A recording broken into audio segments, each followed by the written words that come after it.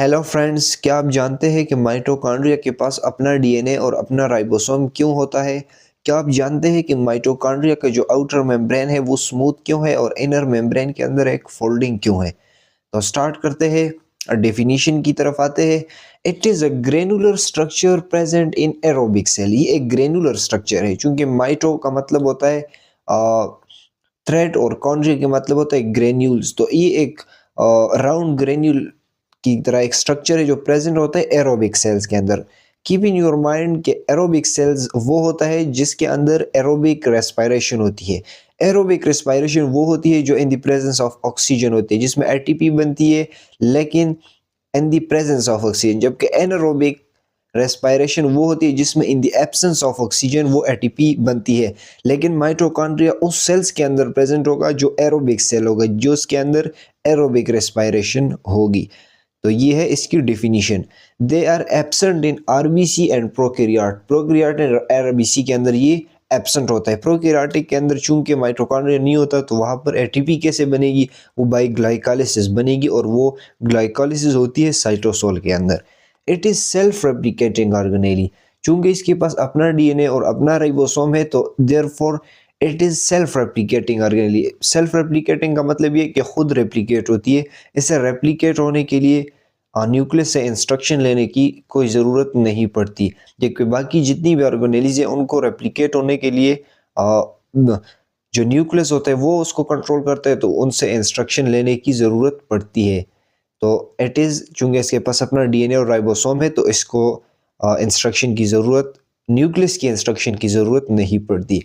It is power house of the cell. Power house of the cell इसको इसलिए कहा जाता है क्योंकि ये एटीपी प्रोड्यूस करता है और वो एटीपी पूरा सेल कंज्यूम करता है। पूरा सेल जो है वो इसको यूज़ कर रहा है, तो ये as a power house of the cell काम करता है।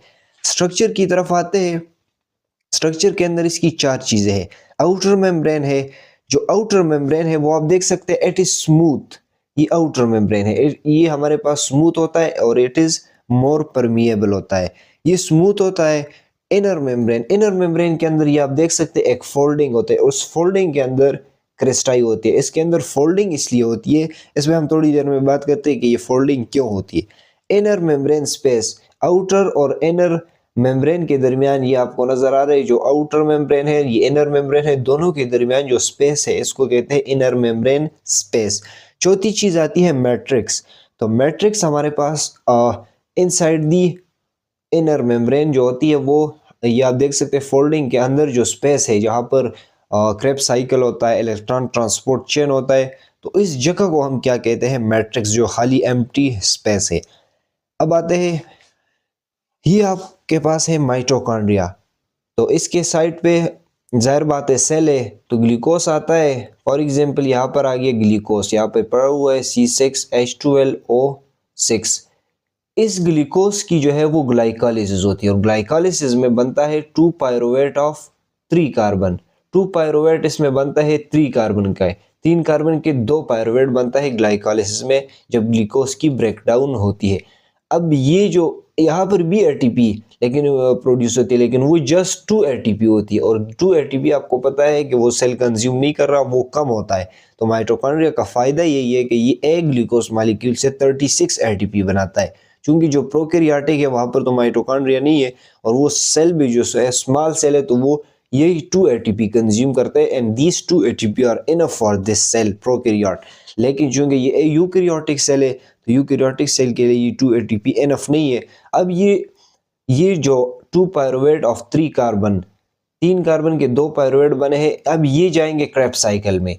ये यहाँ पर आएंगे माइटोकॉन्ड्रिया के अंदर और यहाँ पर होगा क्रेब्स साइकिल। क्रेब्स साइकिल यहाँ पर रन होगा और क्रेब्स साइकिल के नतीजे में कार्बन डाइऑक्साइड रिलीज होंगे और 2 अहम चीजें यहाँ पर बनेगी, एक NADH और एक FADH।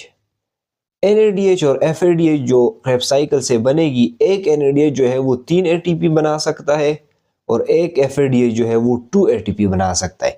जो क्रेब्स साइकिल माइटोकॉन्ड्रिया के अंदर हो गया तो वहां पर NADH और FADH रिलीज हो गया।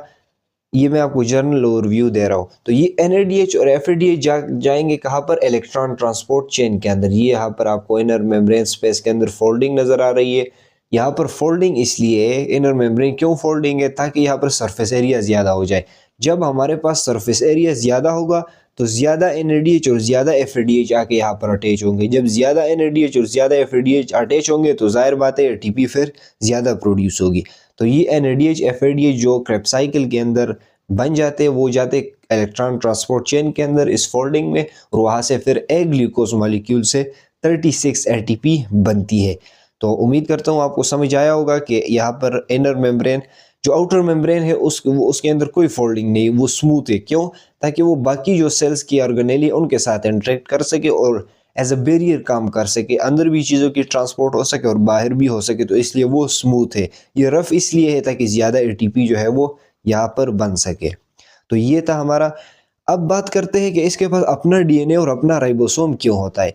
तो वो इसलिए, इसके पीछे है एंडोसिम्बायोटिक थ्योरी। चूंकि माइटोकॉन्ड्रिया पहले खुद भी एक सेल हुआ करता था, ये स्मॉल सेल्स था, तो इसने एक रिलेशन बनाया सेल्स के साथ। ये जो बड़े सेल थे वो छोटे सेल को इनगल्फ कर देते। जब इसको इनगल्फ किया तो इनके दरमियान एक रिलेशन कायम हुआ, क्योंकि दोनों पार्टनर्स को फ़ायदा, माइटोकॉन्ड्रिया को होस्ट मिल गया और जो बड़ा सेल्स था वो उसको क्या फ़ायदा हुआ, ये फ़ायदा हुआ कि एक ग्लूकोज मॉलिक्यूल से इसने 36 ATP बनाना शुरू कर दिया।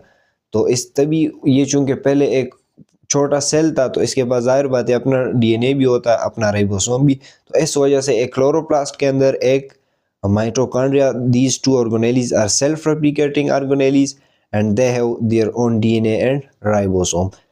तो फंक्शन की तरफ आते हैं। फंक्शन इसका यही है कि ये हमारे पास क्या करता है, ATP प्रोड्यूस करता है। और मेन जो दो रिएक्शन है, क्रेब्स साइकिल हो गया, Krebs cycle and electron transport chain, तो वो दोनों कहाँ पर हो रहे हैं, वो माइटोकॉन्ड्रिया के अंदर ही हो रहे हैं और ज़्यादा ATP प्रोड्यूस हो रही है। उम्मीद करता हूँ आपको समझ आई होगी। नेक्स्ट वीडियो में मिलेंगे। खुदा हाफिज़।